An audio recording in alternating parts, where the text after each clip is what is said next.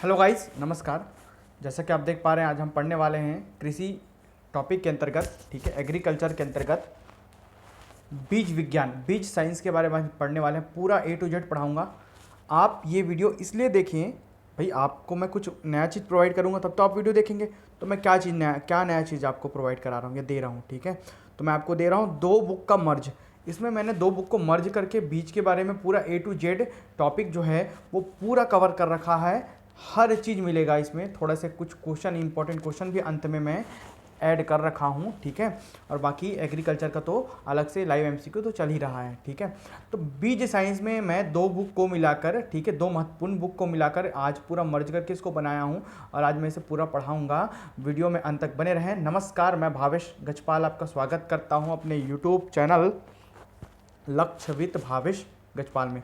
आप मेरे Telegram channel लक्ष्य विद भावेश गजपाल लिख के सर्च करेंगे तो उससे भी जुड़ सकते हैं। वहाँ मैं बाकी वीडियो के लिंक और आपको बाकी चीज़ें प्रोवाइड करा रहा हूँ, PDF वगैरह, ठीक है। बाकी इस वीडियो को अंत तक देखें। बाकी के वीडियो के लिंक प्राप्त करने के लिए प्लेलिस्ट में जाएं या डिस्क्रिप्शन बॉक्स में बाकी के वीडियो के लिंक प्राप्त करें। सबसे पहले देखते हैं, फसल उगाने के लिए किसी भी स्पीसीज का जो भाग प्रवर्ध्य, ठीक है, प्रोपगल के रूप में इस्तेमाल किया जाता है उसे बीज अर्थात सीड कहते हैं। दूसरे शब्दों में बीज एक निषेचित बीजांड मतलब फर्टिलाइज्ड ओवियल है जिसमें एम्ब्रायो, एंडोस्पर्म, सीड कोड पाया जाता है और अंकुरण की क्षमता होती है। उत्तम बीज कृषि उत्पादन के लिए सर्वाधिक महत्वपूर्ण तथा आधारभूत निविष्ट है। मतलब उत्तम बीज ही कृषि उत्पादन में महत्वपूर्ण भूमिका निभाता है। अब कितना % भूमिका निभाता है ये देखेंगे। उत्पादन की वृद्धि में इनका योगदान 20 से 25% रहता है। अगर आपका बीज अगर उत्तम है तो 20 से 25% आपका उत्पादन बढ़ जाएगा या उत्पादन होगा, ठीक है, वृद्धि करेगा। देखेंगे बीज प्रविधि, सीड टेक्नोलॉजी के बारे में। बीजों के भौतिक तथा आनुवांशिक गुणों के संवर्धन की प्रणाली है बीज टेक्नोलॉजी जो है ना, क्या है, भौतिक तथा आनुवांशिक गुणों के संवर्धन की प्रणाली है। इसके अंतर्गत पौधे की प्रजातियों का विकास, बीज उत्पादन, मूल्यांकन, मुक्त करना, रिलीज करना, संसाधन मतलब स्रोत, संग्रह, ठीक है, और प्रमाणीकरण भी सम्मिलित है। ये सभी के बारे में आज हम पढ़ने वाले हैं। अब देखते हैं, वर्ष 1950 से पहले भारतवर्ष में बीज उत्पादन लगभग असंगठित था। भारत सरकार ने 1956-57 में एक राज्य बीज फार्म परियोजना शुरू किया। बाद में 1963 में राष्ट्रीय बीज निगम नेशनल सीड कॉरपोरेशन की स्थापना की गई। 1963 याद रखेंगे, ठीक है, जो इंपॉर्टेंट है उसको हाईलाइट कर दिया हूं। बीज विज्ञान, उत्पादन एवं वितरण से संबंधित कार्यों को प्रावधानित करने के लिए भारतीय बीज अधिनियम वर्ष 1966 में पारित किया गया और लागू कब हुआ? 1969 में, 1969 में। ये आगे पढ़ाऊंगा, आपको पूरे डेट के साथ पढ़ाऊंगा, तिथि के साथ। भारतीय बीज अधिनियम वर्ष जो है 1966 में पारित हुआ, लागू का तिथि आगे पढ़ाऊंगा, ठीक है। चलिए आगे बढ़ते हैं। वर्ष 2005-06 से केंद्रीय सरकार के सहयोग से गुणवत्तापूर्ण बीजों के उत्पादन और वितरण हेतु ढांचागत सुविधाओं का विकास और सुदृढ़ीकरण अर्थात development and strengthening of infrastructure facilities for production and distribution of quality seed नामक योजना संचालित की जा रही है। इस योजना ने विगत 5 वर्ष में गुणवत्तापूर्ण बीजों की उत्पादन को दुगना करने में महत्वपूर्ण योगदान दिया। याद रखेंगे कितना हुआ? दुगना हुआ है, पूछ देता है ना ये सब चीज़ें करंट में। तो तदनुसार 12वीं पंचवर्षीय योजना में एक राष्ट्रीय बीज मिशन प्रारंभ करने का प्रस्ताव था। पंचवर्षीय योजना को 5 ईयर प्लान को अलग से पढ़ाऊंगा। भारतीय किसानों को विदेश में उपलब्ध सर्वोत्तम पौधारोपण, ठीक है, सामग्री प्रदान करने के लिए 1988 में the new policy on seed development NPSD नामक नीति बनाई गई थी। इस नीति ने कुछ वर्षों से विभिन्न श्रेणियों के तहत बीज आयात को मतलब इंपोर्ट को आसान बनाया है। दातव्य है कि अर्थात ज्ञात है कि बीज विकास के लिए स्वतः रूट के तहत 100% FDI फॉरेन डायरेक्ट इन्वेस्टमेंट 100% अनुमति देने के लिए कृषि क्षेत्र की FDI नीति में संशोधन किया गया। अब FDI फॉरेन डायरेक्ट इन्वेस्टमेंट कितना हो सकता है? 100% हो सकता है बोला, इसमें संशोधन किया गया है। अब देखते हैं बाकी चीज़ों की ओर। तो बीज के बारे में पढ़ते हैं। बीज के प्रकार, टाइप्स ऑफ सीड्स। तो उन्नत बीज को 5 श्रेणियों में बांटा गया है या निम्न प्रकार से बांट सकते हैं। पहला, मूल केंद्रक बीज, न्यूक्लियस सीड या नाभिकीय बीज जिसे कहेंगे। यह किसी विकसित होने वाली नई किस्म का शुरुआती बीज है जो सबसे कम मात्रा में उपलब्ध रहता है। इस वर्ग के बीजों में सर्वाधिक आनुवंशिक शुद्धता 100% मतलब लगभग पाई जाती है। सर्वाधिक आनुवंशिक शुद्धता पाई जाती है न्यूक्लियस बीज में, है ना।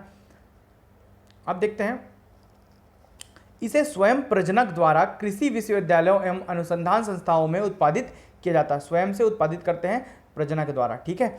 मूल केंद्रक बीज के थैलों पर किसी भी रंग का टैग नहीं लगाया जाता। इसके थैलों पर किसी भी रंग का टैग नहीं लगाया जाता। अब दूसरा देखते हैं, प्रजनक बीज, ब्रीडर सीड किसे कहते हैं। यह बीज मूल केंद्रक बीज की संतान है। इससे उत्पन्न होता है, मूल केंद्रक बीज से प्रजनक बीज उत्पन्न होता है, संतान है ये। इसे स्वयं प्रजनक द्वारा कृषि विश्वविद्यालयों एवं अनुसंधान संस्थाओं में उत्पादित किया जाता है। प्रजनक बीज द्वारा, प्रजनक द्वारा, सॉरी, है ना, प्रजनक द्वारा मतलब जो इसको बना रहा है। इसमें आनुवंशिक शुद्धता लगभग 100% होती है। जेनेटिकली जो प्योरिटी है वो 100% होती है। इसकी थैलियों पर सुनहरे पीले गोल्डन येलो रंग का पट्टी या टैग लगा होता है, ठीक है, याद रखेंगे। गोल्डन येलो रंग का, है ना, गोल्डन येलो सुनहरे पीले रंग का टैग होता है, वो होता है प्रजनक बीज। जिसमें कुछ नहीं रहेगा वो होगा न्यूक्लियस सीड, ठीक है। अब देखते हैं तीसरा जो है आधार बीज है। आधार बीज के बारे में पढ़ते हैं। क्या है आधार बीज? फाउंडेशन सीड क्या होता है?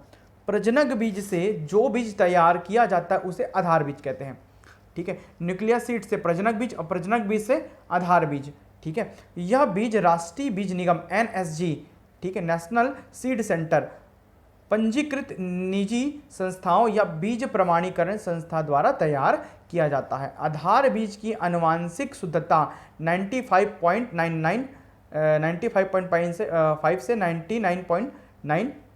99.5 से 99.9% होती है। मतलब 99% के आसपास है, वो 100% थे दोनों, तो ये 99% है मान के चलिए। एवं भौतिक शुद्धता 98%, मतलब फिजिकली रूप से जो दिखेगा ना, थोड़ा सा क्रैक वैक हो सकता है या थोड़ा सा टूटा उटा हो सकता है, लेकिन 98% वो फिजिकली क्या होता है, अच्छा होता है बोल रहे हैं, फिजिकली या भौतिक रूप से। आधार बीज की थैलियों पर सफ़ेद रंग का टैग होता है, याद रखेंगे, है ना, कुछ नहीं, फिर यह सुनहरा पीला, उसके बाद सफ़ेद। अब आते हैं पंजीकृत बीज में, ठीक है। तो रजिस्टर्ड सीड क्या होता है? यह बीज आधार बीज अथवा स्वयं पंजीकृत बीज से तैयार किया जाता है। इस बीज में संतोषजनक आनुवंशिक पहचान एवं शुद्धता पाई जाती है। संतोषजनक होता है बोल रहा है, एकदम 100% 99% नहीं पाया जाएगा। भारत में सामान्यतः पंजीकृत बीज का उत्पादन नहीं किया जाता तथा आधार बीज से सीधा ही प्रमाणित बीज तैयार किया जाता है। किससे? आधार बीज से सीधा प्रमाणित बीज हम तैयार करते हैं, ठीक है। पंजीकृत बीज की थैलियों पर बैगनी रंग, पर्पल एवं नारंगी रंग मतलब ऑरेंज रंग का टैग लगा होता है, या तो पर्पल या तो नारंगी, ठीक है। अब देखते हैं प्रमाणित बीज क्या है, सर्टिफाइड सीड क्या होता है। यह बीज, इसको पूछ सकता है ना क्वेश्चन को, यह बीज सामान्यतः आधार बीज से तैयार किया जाता है। यह बीज किसान को व्यापारिक फसल उत्पादन हेतु सर्वाधिक वितरित किया जाता है, मतलब सर्वाधिक रूप से बांटा जाता है बोल रहे, व्यापारिक रूप से व्यापार करने के उद्देश्य से फसल उत्पादन जो होता है उसके लिए प्रमाणित बीज चाहिए होते हैं, है ना। इसका उत्पादन एवं प्रमाणीकरण संस्था या उसकी देख रेख में किया जाता है, ठीक है। जैसे कि सरकारी बीज निगम, है ना, उत्पादन या प्रमाणीकरण करती है। बीज प्रमाणीकरण संस्था या स्वयं किसानों द्वारा प्रमाणित बीज तैयार किया जाता है। प्रमाणित बीज की थैलियों पर नीले रंग का टैग होता है। कितने, कौन से रंग का? नीले। उसमें पर्पल या नारंगी ऑरेंज, इसमें नीले रंग का, ब्लू कलर का। उसके पहले वाले में सफ़ेद, उसके पहले वाले में सुनहरा पीला, और उसके पहले वाले में कुछ नहीं, जो न्यूक्लियस सीड होता है, नाभिकीय बीज होता है उसमें, है ना। तो बीज नियम क्या होता है, और जो वर्गीकरण है ना दूसरे बुक का, वो अंत में ऐड किया हुआ हूँ, तो अंत तक बने रहे, तभी आपको बहुत सारी चीज़ें अलग अलग बुक से जानने मिलेगी। 2-3 बुक को मिलाकर बनाया हूँ। चलिए देखते हैं बीज नियम क्या है ना। सीड एक्ट क्या है, तो बताया था, जैसे कि शुरू में पढ़ाया था शॉर्ट में, उसको ये थोड़ा सा एक लाइन एक्स्ट्रा कर दिया है। संसद में 29 दिसंबर 1966 को बिल पास हुआ, क्या? बीज अधिनियम वाला, और 2 अक्टूबर गांधी जयंती के दिन 1969 को लागू हुआ। तो याद रखेंगे बीज अधिनियम एक्ट कब लागू हुआ, तो 2 अक्टूबर 1969, ये लागू होने वाला डेट ज़्यादा इंपॉर्टेंट है, ठीक है। बीज उत्पादन एजेंसी, सीड प्रोडक्शन एजेंसी के बारे में पढ़ेंगे अब हम, ठीक है। तो पहला है राष्ट्रीय, भारत है ना, तो राष्ट्रीय बीज निगम NSG, यह संस्था 1963 में पंजीकृत हुई, रजिस्टर्ड हुई। इसके द्वारा विभिन्न फसलों के आधार बीजों का उत्पादन एवं वितरण, मतलब बंटवारा, बांटना है ना, वितरण होता है। राजस्थान राज्य बीज निगम, इसकी स्थापना 1978 में हुई थी। आपके लिए क्वेश्चन है छत्तीसगढ़ राज्य बीज निगम की स्थापना कब हुई, ठीक है, अगर है तो आपको खोजना है, ठीक है। तो बीज की जीवन क्षमता परीक्षण, सीड विएबिलिटी टेस्ट, ठीक है, जीवन क्षमता विएबिलिटी टेस्ट। तो पहला देखते हैं टेट्राजोलियम परीक्षण जो होता है, अलग अलग प्रकार के परीक्षण करते हैं। तो पहला जो है टेट्राजोलियम परीक्षण, क्या करते हैं इसमें, आप जीवन क्षमता का परीक्षण करने के लिए कितने समय तक वो रहेगा, काम करेगा। तो 235 टेट्राजोलियम क्लोराइड या ब्रोमाइड नामक रसायन के 1% घोल में बीजों को डुबाते हैं, जिससे जीवित बीजों का रंग लाल या गुलाबी हो जाता है। जो जीवित नहीं है वो खत्म है ना, और जो जीवित है वो लाल या गुलाबी रंग हो जाता है। इस परीक्षण को जैविक टेस्ट, बायोलॉजिकल टेस्ट भी कहते हैं, याद रखेंगे। टेट्राजोलियम परीक्षण को बायोलॉजिकल टेस्ट कहते हैं, और इससे जो रंग बदलता है वो रंग लाल या गुलाबी हो जाता है, जिससे कि वो प्रमाणित बीज हो जाता है ना, कि वो बीज की जीवन क्षमता अच्छी है। इसमें जीवित बीजों का रंग लाल या गुलाबी हो जाता है। इसमें जीवित बीज का रंग लाल या गुलाबी फॉर्मेजन के कारण होता है, याद रखेंगे, फॉर्मेजन के कारण होता है, ठीक है। अब देखेंगे दूसरा जो टेस्ट है वो पोटेशियम परमैंगनेट KMnO4 टेस्ट जो होता है। यह बीजों की जीवन क्षमता वेबिलिटी ज्ञात करने की गुणवत्ता युक्त विधि है। कौन सी बीजों की जीवन क्षमता ज्ञात करने की गुणवत्ता युक्त विधि है, तो पोटेशियम परमैंगनेट विधि याद करेंगे, है ना। इस विधि में बीजों को KMnO4 के घोल में डाला जाता है, जिससे घोल शोषित करने, मतलब सोखने के बाद मृत बीजों का रंग बदल जाता है। इसमें मरे हुए जो बीज हैं उसका रंग बदलता है, जीवित का नहीं, ठीक है। अन्य परीक्षण जो होता है वो है ग्रेडेक्स परीक्षण और इंडिगो कार्माइन विधि, ठीक है। दो और परीक्षण है, ग्रेडेक्स परीक्षण और इंडिगो कार्माइन विधि, ठीक है। अब देखते हैं बीज का वास्तविक मान, रियल वैल्यू क्या होता है। तो यह शुद्धता प्रतिशत मल्टीप्लाई, मतलब गुना, अंकुरण प्रतिशत का मान है। शुद्धता परसेंट को जब अंकुरण परसेंट से गुना कर देंगे तो जिसको प्रतिशत में व्यक्त करते हैं तो उसे बोलते हैं वास्तविक मान, रियल वैल्यू। बीज का जो वास्तविक मान है वो 75% से अधिक होना चाहिए, तभी वो वास्तविक बीज है ना। तो 75% से अधिक होना चाहिए वास्तविक इसका मान जो है, मतलब शुद्धता परसेंट मल्टीप्लाई अंकुरण प्रतिशत 75% से अधिक होना चाहिए। अब देखते हैं वास्तविक मान कैसे निकालते हैं। शुद्धता परसेंट को गुना करेंगे अंकुरण परसेंट से और उसको 100 से भाग दे देंगे तो इसका वास्तविक मान निकल जाएगा। वैल्यू निकलेगा, परसेंट में नहीं निकलेगा, तो है ना, किस में निकलेगा, अंकों में निकलेगा, इसलिए 100 से भाग दिए हैं, ठीक है। अब देखेंगे प्रमाणित या उत्तम बीज की जो विशेषताएं क्या होती है, कैसा बीज को प्रमाणित या उत्तम बीज कहेंगे। आनुवांशिक शुद्धता, भौतिक शुद्धता 98% से अधिक होना चाहिए, 98% से अधिक होना चाहिए, वही प्रमाणित या उत्तम बीज है। संकर मक्का, मतलब मिक्स्ड मक्का में सर्वाधिक जो अंकुरण है 90%। जौ, गेहूं, सरसों एवं चना में न्यूनतम अंकुरण क्षमता जो 85% होती है, वही प्रमाणित बीज है। धान, ज्वार और रिंजका में अंकुरण जो है 80% होती है। मूंगफली, सोयाबीन, ग्वार में अंकुरण जो है 70% होता है। कपास में न्यूनतम अंकुरण क्षमता 65% होती है। किसमें न्यूनतम अंकुरण क्षमता होती है, किसके बीज में, तो कपास के बीज में 65%, याद रखेंगे, ठीक है। मूंग, मोठ व उड़द में न्यूनतम अंकुरण क्षमता जो है वो 75% होता है। अधिकतम भंडारण नमी प्रतिशत, भंडारण करेंगे तो नमी है, नमी परसेंट गेहूं व जौ में 12%, चावल में 13%, दाल वाली फसलों में 9% और तेल वाली फसलों में 8 से 9% होता है, ठीक है, याद रखेंगे। अब देखेंगे बीज सूचकांक क्या है, सीड इंडेक्स क्या होता है। 100 बीजों के भार को बीज सूचकांक या सीड इंडेक्स कहते हैं, याद रखेंगे। 100 बीजों के भार को बीज सूचकांक या सीड इंडेक्स कहते हैं। जिन फसलों के बीजों का आकार मोटा होता है उसमें परीक्षण भार, टेस्ट वेट की जगह सीड इंडेक्स काम में लाते हैं, ठीक है। परीक्षण भार की जगह सीड इंडेक्स काम में लाते हैं, 100 बीजों के भार का उपयोग करते हैं जिसका आकार मोटा होता है। जैसे कि चने का सीड इंडेक्स 16 से 25 ग्राम होता है, 16 से 27 ग्राम होता है। चने का सीड इंडेक्स जो है 16 से 27 ग्राम होता है। अब देखते हैं परीक्षण वेट क्या है, टेस्ट वेट क्या है। 1000 बीजों के भार को परीक्षण भार कहते हैं और 100 बीजे के भार को बीज सूचकांक कहते हैं, ठीक है, याद रखेंगे। जैसे कि धान 25 ग्राम, बासमती धान 21 ग्राम, गेहूं का 40 ग्राम और फेलेरिस माइनर जो गेहूं है ना, फेलेरिस माइनर जो गेहूं है उसका 2 ग्राम होता है परीक्षण भार, याद रखेंगे, सबसे हल्का। अब सुसुप्ता क्या है, ठीक है। डॉर्मेंसी क्या है, डॉर्मेंसी अवस्था क्या है, ठीक है। सुसुप्ता क्या है, जीवित बीजों को अंकुरन के लिए आवश्यक सभी दशाएं उपलब्ध होने पर भी अंकुरन नहीं होना, जो जीवित बीज है ना उनका अंकुरन नहीं होना, बीज की सुसुप्ता मतलब सोई हुई अवस्था कहलाती है। बीजों में सुसुप्ता मतलब सोई हुई अवस्था अर्थात डॉर्मेंसी अवस्था आंतरिक तथा बाहरी कारणों से हो सकते हैं, एक तो एटमॉस्फेयर के या तो बीज की गुणवत्ता में कमी के कारण। जंगली जय में 3 प्रकार के सुसुप्ता अवस्था पाई जाती है, किसमें, जय में। जंगली जय में 3 प्रकार की सोई हुई अवस्था सुसुप्ता अवस्था पाई जाती है। बीजों की सुसुप्ता अवस्था तोड़ना, कैसे तोड़ते हैं, हटाते कैसे हैं, ठीक है। तो पहला तो खुरचना, ठीक है,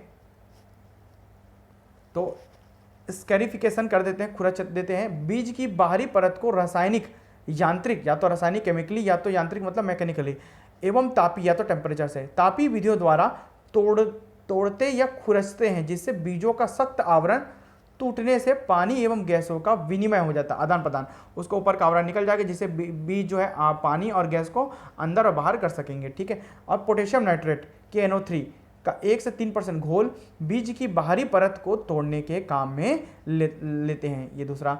थायो यूरिया का 1% एवं GA के छिड़काव से आलू की सुसुप्ता अवस्था टूट जाती है, तोड़ते हैं, ठीक है, याद रखेंगे। सल्फ्यूरिक एसिड को कपास बीजों में 1:10 में को 20 मिनट तक उपचारित कर सख्त आवरण हटाए जाते हैं कपास के, जबकि गर्म जल द्वारा भी 75 से 100 डिग्री सेल्सियस द्वारा भी बीजों के आवरण हटाकर उसकी सोई व्यवस्था को तोड़ा जाता है, ठीक है।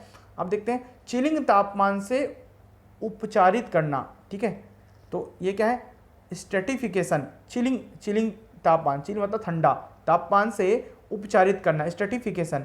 इस विधि में बीजों को बोने से पूर्व, मतलब बोना है ना, बोना मतलब लगाना, तो इस विधि में बीजों को बोने से पूर्व 2 से 8 डिग्री सेंटीग्रेड तापमान पर 12 से 24 घंटे तक रखते हैं, मतलब ठंडा में चिलिंग करते हैं, ठंडा करते हैं, कितने घंटे तक, 12 से 24 घंटे तक, तो इससे भी उसकी सुसुप्ता अवस्था टूट जाती है। अब देखते हैं सीड प्लॉट टेक्निक, प्लाटिंग कैसे करते हैं, सीड प्लॉट टेक्निक है ना। तो पुष्कर नाथ ने 1967 में 1967 में देश के उत्तरी मैदानी भागों में वायरस रोग मुक्त आलू बीज उत्पादन हेतु विकसित किया, वायरस रोग मुक्त आलू बीज उत्पादन हेतु विकसित किया। अब इसमें क्या है, बहुत है ना, तो ये सीड प्लॉट टेक्निक के अंतर्गत है। अब आगे बढ़ते हैं थोड़ा सा, बाकी चीज़ें काम की नहीं है। पृथक्करण दूरी कितनी होती है, मिनिमम आइसोलेशन डिस्टेंस जिससे बीज बोने चाहिए, उसकी दूरियों को देख लेते हैं, ये भी इंपॉर्टेंट है, बस खत्म ही होने वाला है, 1 पेज और बचा है। बीज उत्पादन में आनुवांशिक शुद्धता को बनाए रखने के लिए फसल की विभिन्न किस्मों के मध्य की दूरी रखी जाती है ना, ताकि उसका जो फसल का उत्पादन सही तरीके से हो सके। अब देखते हैं इसमें क्या है, फसल और ये पृथक्करण दूरी जो m मतलब मीटर में दिया है, आधार बीज के लिए और प्रमाणित बीज के लिए, दोनों के लिए दिया है, ये फसल के बारे में दिया है। अगर स्वपरागित फसलें हैं, सेल्फ पॉलिनेटेड फसल है, जैसे गेहूं, जौ, जई, धान, मूंगफली, सोयाबीन, चना, उड़द, मूंग, मटर, सरसों, ये सभी हैं, है ना। तो गेहूं, जौ, जई, धान, मूंगफली, सोयाबीन, इन सब के लिए आधार बीज में जो 3 मीटर की दूरी पर लगाने चाहिए और प्रमाणित बीज भी 3-3 मीटर की दूरी पर लगाने चाहिए। चना, उड़द, मूंग के लिए 10 मीटर और 5 मीटर, मटर के लिए 20 मीटर की दूरी और 10 मीटर की दूरी आधार और प्रमाणित बीज के लिए क्रमशः, ठीक है, ऊपर में लिखाया है, क्रमशः पढ़ते जाता हूँ। देखते हैं सरसों के लिए आधार में 200 मीटर और प्रमाणित बीज में 50 मीटर की दूरी। परपरागित फसलें जो हैं वो क्रॉस पॉलिनेटेड जो फसल है, जैसे कि मक्का, संकुल व संकर मक्का के लिए 400 मीटर की दूरी पर लगाने चाहिए और 200 मीटर की दूरी पर लगाने चाहिए प्रमाणित को, आधार को 400, प्रमाणित को 200। संकर बाजरा को आधार को 1000 मीटर और प्रमाणित को 200 मीटर। मूली व सलजम को 1600 मीटर, आधार को प्रमाणित को 1000 मीटर। सूरजमुखी और कुसुम को 400 मीटर और 200 मीटर। गाजर को 1000 मीटर, आधार को अप्रमाणित को 800 मीटर। प्याज को 1000 मीटर और प्रमाणित को 400 मीटर की दूरी पर लगाना चाहिए। अब देखते हैं प्रायः परपरागित फसलें ऑफन, ठीक है, क्रॉस पॉलिनेटेड, अधिकतर जो परपरागित होते हैं, संकुल ज्वार, संकर ज्वार और कपास। संकुल ज्वार के लिए आधार के लिए 200 मीटर और प्रमाणित के लिए 100 मीटर, संकर के लिए 300 और 200 और कपास के लिए 50 और 30 मीटर की दूरी पर लगानी चाहिए। अब देखते हैं बीज उपचार क्या है, सीड ट्रीटमेंट क्या होता है। बीज उपचार क्रम जो होता है वह है FIR करते हैं, बीज उपचार के लिए क्रम है। पहले करते हैं F मतलब फफूंदनाशक करते हैं, फंगी जो होते हैं उनको नष्ट कर देते हैं। I से कीटनाशक, इंसेक्टिसाइड को नाश करते हैं। और R से ठीक है, कल्चर करते हैं, ठीक है। तो FIR प्रोसेस है बीज का उपचरण का, मतलब खेती सही तरीके से करते हैं। अब देखते हैं फफूंद को नष्ट करने हेतु कार्बेंडिजियम, ठीक है, विटावेक्स एवं थायरम 2 से 3 ग्राम प्रति किलोग्राम बीज क्या करते हैं, छिड़कते हैं, ठीक है। कीटनाशक हेतु फ्लोरोपाइरीफॉस दीमक के लिए, ये किसके लिए यूज होता है, क्लोरोपाइरीफॉस दीमक के लिए यूज होता है, कीटनाशक मारने के लिए, ठीक है। 4 ml प्रति किलोग्राम बीज के लिए। कल्चर के रूप में नाइट्रोजन स्थिरीकरण के लिए राइजोबियम जो जीवाणु है, बैक्टीरिया है, 1.5 किलोग्राम प्रति हेक्टेयर दाल वाली फसलों के लिए, एवं एजोबैक्टर जो जीवाणु है वो गेहूं, जौ, धान, कपास, तिलहनी फसलों के लिए, याद रखेंगे। राइजोबियम है वो दाल वाली फसलों के लिए, ठीक है, और एजोबैक्टर जो है वो गेहूं, जौ, धान, कपास, तिलहन फसलों, ठीक है, नाइट्रोजन स्थिरीकरण के लिए, तो फसलों के लिए वह एजोस्पाइरिलम, ठीक है। तो एजोस्पाइरिलम जो है वो मक्का, ज्वार और गन्ना, बाजरा के लिए उपयोग करते हैं। 1.5 किलोग्राम प्रति हेक्टेयर नाइट्रोजन स्थिरीकरण करते हैं सभी जीवाणु, है ना। फास्फोरस की घुलनशीलता के लिए PSG एवं अवशोषण, क्या करने के लिए, अवशोषण व गमन के लिए VAM फफूंद काम में आते हैं। ये फफूंदों का उपयोग करते हैं, PSG एवं VAM घुलनशीलता के लिए, PSG अवशोषण मतलब सोखने के लिए, सोखने और गमन के लिए, VAM फफूंद काम में आते हैं। आगे बढ़ते हैं, ठीक है। एक और क्लासिफिकेशन, जैसे पहला क्लासिफिकेशन ऊपर पढ़ाया था 5 प्रकार से, ये दूसरे प्रकार का क्लासिफिकेशन है, बीज उत्पादन प्रविधि। बीज उत्पादन कैसे होता है, उसकी विधि, प्रविधि मतलब सब मेथड, और आनुवांशिकता जेनेटिकली के आधार पर बीजों के अधोलिखित प्रकार पाए जाते हैं। पहला होता है संकर बीज। हाइब्रिड सीड क्या होता है, जब 2 या 2 से अधिक स्वपरागित सेल्फ पॉलिनेटेड या इनब्रीड्स, है ना, या शुद्ध वंशक्रमों के संकर से प्राप्त पहली पीढ़ी F1 फिनोटाइप 1, F1 मतलब फिनोटाइप होता है, फर्स्ट पीढ़ी के बीज का प्रयोग फसल उत्पादन के लिए करते हैं, तो वह बीज संकर बीज अथवा संकर किस्म कहलाता है। ज्ञातव्य है कि इस प्रकार के बीजों को प्रतिवर्ष बदलना पड़ता है, याद रखेंगे, है ना। अब आगे बढ़ते हैं। संसार में सर्वप्रथम संकर बीज का उत्पादन 1909 में सल नामक वैज्ञानिक द्वारा किया गया था, ठीक है। अब दूसरा जो विधि है संश्लिष्ट तथा मिश्र बीज, सिंथेटिक एंड कंपोजिट सीड। जैसे कि हम जानते हैं कि संश्लिष्ट, ठीक है, एवं मिश्र बीज या किस्मों के जनक स्वपरागित फसलें, इनब्रीड अर्थात सेल्फ पॉलिनेटेड, क्लोन जैसे कि गन्ना और आलू, व मुक्त परागित फसलें आदि हो सकते हैं, ठीक है। संश्लिष्ट बीज ऐसे बीज होते हैं जो कई ऐसे विभेदों जो कि एक दूसरे से भली भांति संयोजन मतलब कंबाइन करते हों कि आपस में सभी संभव संकरों से प्राप्त बीजों को बराबर परिमाण मतलब मात्रा, परिमाण का तात्पर्य मात्रा से है, परिमाण में मिलाने से प्राप्त होते हैं। क्या बोला, संश्लिष्ट बीज ऐसे बीज होते हैं जो कई ऐसे विभेदों जो कि एक दूसरे से भली भांति संयोजन करते हों कि आपस में सभी संभव संकर से प्राप्त बीजों को बराबर परिमाण मतलब मात्रा में मिलाने से प्राप्त होते हैं। इनका अनुरक्षण मतलब मेंटेनेंस जो है पार्थिक में मुक्त परागन ओपन पॉलिनेशन द्वारा होता है। इनका पार्थिक में मुक्त परागन द्वारा होता है जो मेंटेनेंस है, अनुरक्षण जो है, ठीक है। मिश्र किस्में भी संश्लिष्ट किस्मों की ही भांति विकसित की जाती हैं, लेकिन इनके जनकों की सामान्य संयोजन क्षमता जो कोऑर्डिनेशन क्षमता है, संयोजन क्षमता जो होती है वो ज्ञात नहीं होती। ये केवल उच्च निष्पादन वाले विभेद होते हैं, जैसे कि मक्का की मिश्र किस्में। अब देखते हैं कृत्रिम बीज आर्टिफिशियल सीड क्या होता है। कृत्रिम बीज GEL जेल के मनके होते हैं, मतलब जेल के सिक्के, मनके मतलब सिक्कों जैसा होता है जेल के रूप में, जिनके कायिक भ्रूण सोमेटिक एम्ब्रायो, है ना, काया रूप से, काया जो मतलब शरीर, कायिक भ्रूण मतलब सोमेटिक एम्ब्रायो या प्रारोह आँख जिसको शूट बड बोलते हैं, आवश्यक पोषक, वृद्धि नियामक हार्मोन, पीड़कनाशी, पेस्टिसाइड, एंटीबायोटिक आदि होते हैं, ये सभी हो सकते हैं, जिसके भ्रूण या आँख जो बब होते हैं, ठीक है, शूट बब स्वस्थ पौधों में विकसित हो सके। अब अंतिम 2 की ओर बढ़ते हैं। अंतिम 2 में दिया है आपका, हाँ, जेनेटिकली मॉडिफाइड बीज क्या होता है। जेनेटिकली मॉडिफाइड बीज GM सीड क्या होता है। जब किसी पौधे के प्राकृतिक जीन में कृत्रिम उपायों द्वारा, नेचुरल वाले में कृत्रिम उपाय, आर्टिफिशियल टेक्निक अपनाते हैं, उपायों द्वारा उसकी मूल संरचना को परिवर्तित कर दिया जाता है, तो ऐसे पौधे से प्राप्त बीज को जीएम बीज कहते हैं। इसका उद्देश्य जल की आवश्यकता को कम करना, रोग तथा कीट के प्रति संवेदनशीलता को समाप्त करना, गुणवत्ता में वृद्धि करना होता है, इसलिए उसको जेनेटिकली मॉडिफाइड बीज बनाया जाता है। ठीक है, जीएम आलू विकसित किया गया, इसके पहले पढ़ा चुका था। भारतीय वैज्ञानिक ने स्वदेशी अनुवांशिक परिवर्तित आलू का विकास किया। यह सर्वव्यापी जेनेटिक परिवर्तन द्वारा प्राप्त अमरान्य प्रजाति के, ठीक है, प्रोटीन से अभियुक्त हो गई है। अमरान्य एक खाद्य वृक्ष होता है, ठीक है, खाया जाने वाला वृक्ष है। अब देखते हैं पराजीनी बीज क्या है। ठीक है, तो ट्रांसजेनिक सीड क्या होता है? यह बीज जिसके प्राकृतिक जीन में कृत्रिम उपायों द्वारा किसी दूसरे पौधे या जंतु के जीन का भाग जोड़ दिया जाता है। पराजीनी, दूसरे का जीन जोड़ देते हैं, तो पराजीनी दूसरे का जीन जोड़ने वाला बीज कहते हैं। इसका भी उद्देश्य पौधे की किसी विशिष्ट गुण या क्षमता का विकास करना है। भारतीय बीज कार्यक्रम बीज उत्पादन की 3 किस्मों को मान्यता देता है, अर्थात प्रजनक, आधारी और प्रमाणित बीज। ये तीनों मान्यता दिया गया है। प्रजनक आधार बीज का उत्पादन और प्रमाणित बीजों के वितरण का वर्षवार ब्यौरा जो है सारणी में दिया गया है। तो सारणी आपको नहीं दिखाऊंगा मैं क्योंकि इंपॉर्टेंट नहीं है। अब अंतिम क्वेश्चनों की ओर बढ़ते हैं जो आए हुए हैं पुराने पेपरों पे। राष्ट्रीय बीज अनुसंधान एवं प्रशिक्षण केंद्र वाराणसी उत्तर प्रदेश को 1 अप्रैल 2007 से प्रभावी केंद्र बीज परीक्षण एवं रेफरल प्रयोगशाला के रूप में अधिसूचित किया गया है।